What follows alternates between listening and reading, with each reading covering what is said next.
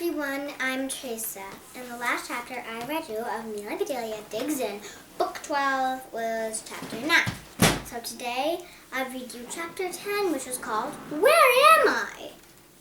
Amelia Bedelia landed on a mound of soft sand, lying flat on her back and opening her eyes. She found herself looking up at the sky. Actually, it was just a circle of deep blue filling the hole through which she had just fallen.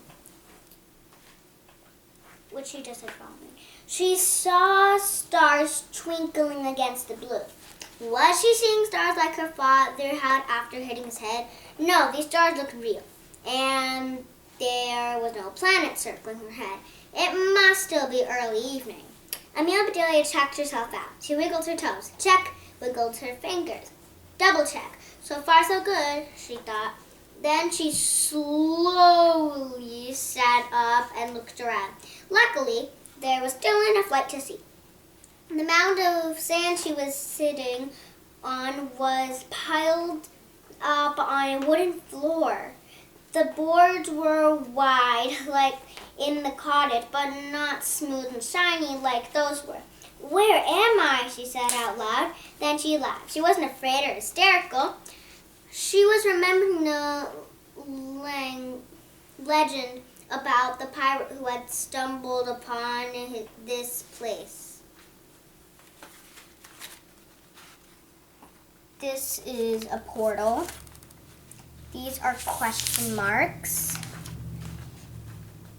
These are stars. This is Amelia Bedelia sitting up in the little hole. Some more stars.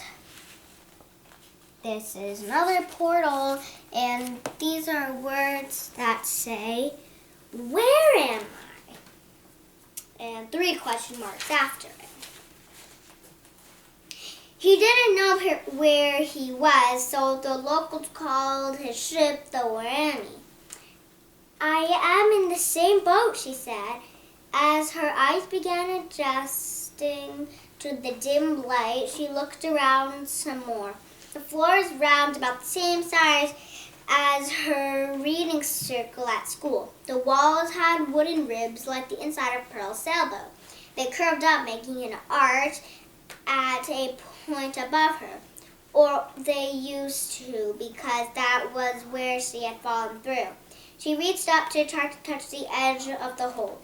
It was about 3 feet higher than her fingers, even on tiptoes. She jumped, no luck. She stumbled over something hard, ended up on her knee in the sand pile. Great, she thought. I look down when I'm surfing and I fall. I look up when I'm jumping and I fall. Help, she yelled. Help! Had she tripped over the berry basket? No, it had rolled against the wall. These are question marks.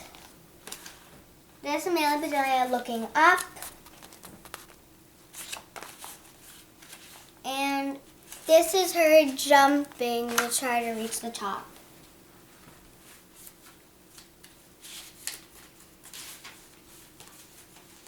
She picked it up and looked inside. A miracle, she said. 5 big fat bears were still there. She gobbled them down. Uh-oh, I should have saved those, she said. What if they don't find me for days? Then a thought crossed her mind. One she was too afraid to say aloud. What if they don't find me, ever? Does anybody even miss me? It suddenly grew darker in the hole. She looked up. Something was blocking the last of the light. Woof! Finally! Amelia Bedelia yelled. Good girl!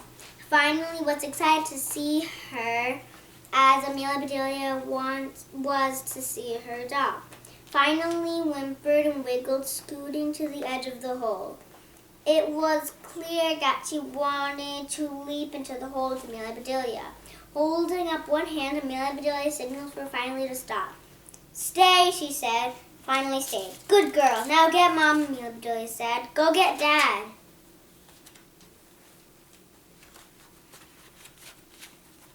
This is Amelia Bedelia with an embarrassed face. This is a word that says woof. And this is finally looking into the hole with some words under it saying, woof, woof, woof, woof. But finally didn't leave. She kept scratching at the edge of the hole, making sand rain down. Amelia and Bedelia vowed that if she ever got out, she would watch more old movies with Finally.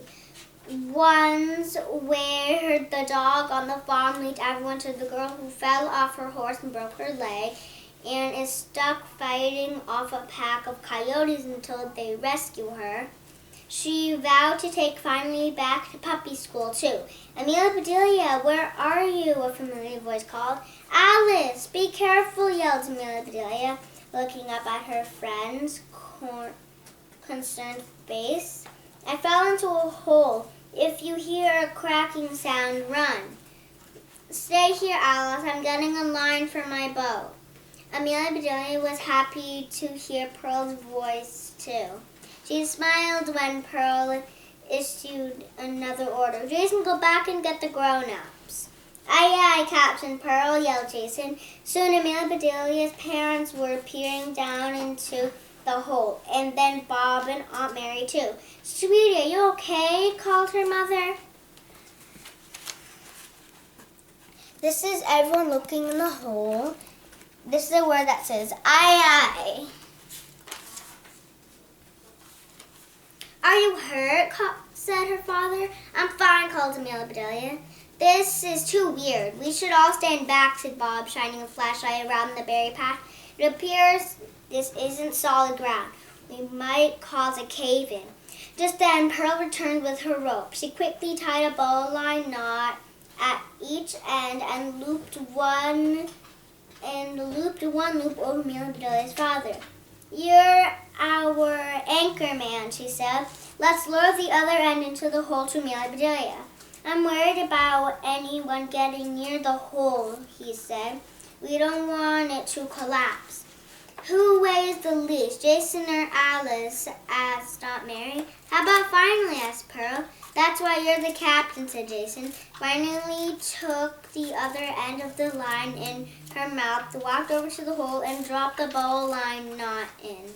Amelia Bedelia reached up, grabbed the loop, and put it over her head, then under her arms, so it was snug against her armpits.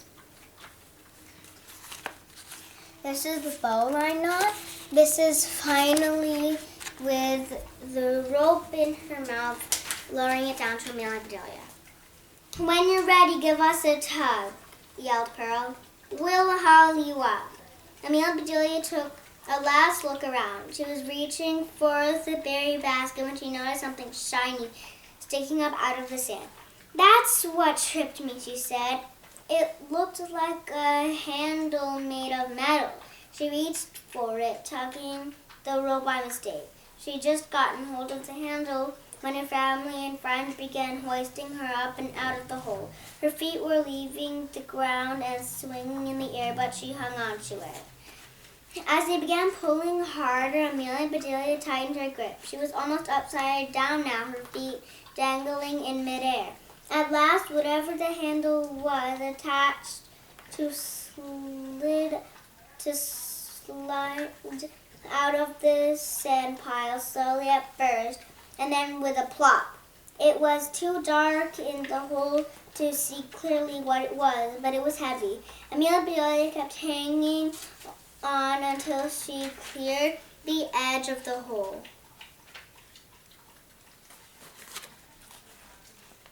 This is the little handle, and this is Amelia Bedelia grabbing onto it and her family starting to pull her up. It was a chest, a little smaller than a mailbox. Grunting, she handed it to Bob. Over to you, metal man, she said. Once Amelia Bedelia was sitting safely on the grassy path outside the berry patch, everyone gathered around her to make sure she was all right.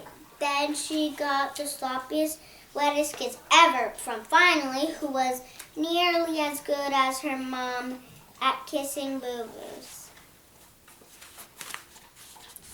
This is the little chest, And this is Amelia Bedelia with Finally. Okay, bye everyone. Read you chapter 11 next time.